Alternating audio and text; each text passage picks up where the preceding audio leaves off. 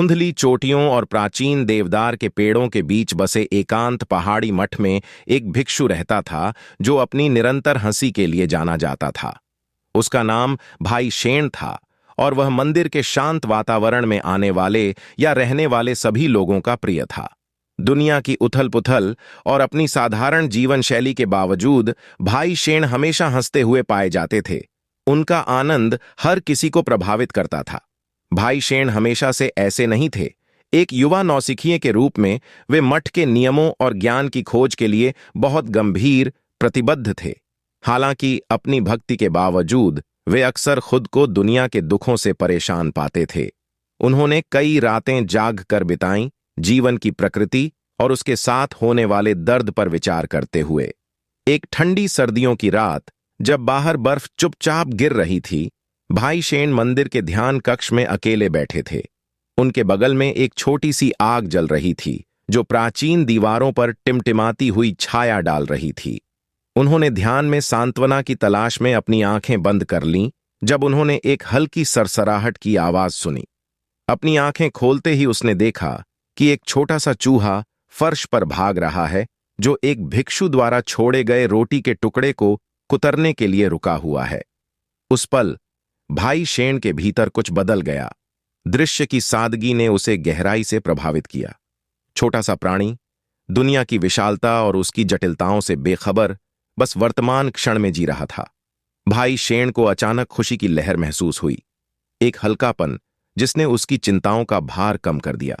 वह हंसने लगा, पहले तो धीरे से और फिर बढ़ती आवाज में, जैसे कि आवाज उसकी आत्मा की गहराई से बह रही एक नदी हो।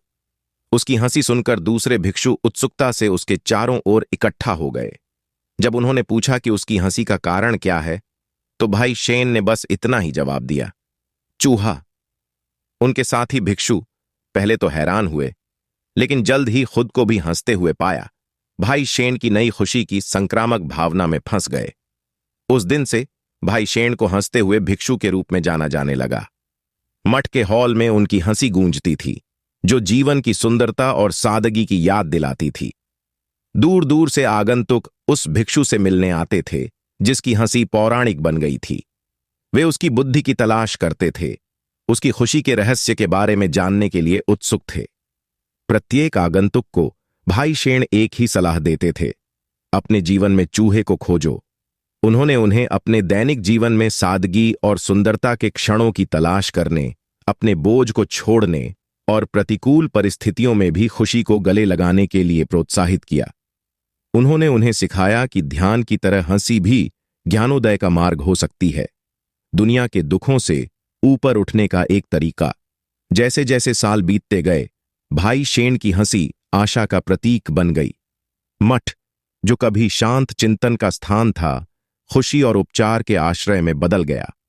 हंसते हुए भिक्षु की विरासत पहाड़ों से बहुत दूर तक फैली, उनकी कहानी सुनने वालों के दिलों तक पहुंची। भाई शेण अपनी आखिरी सांस तक हंसते रहे।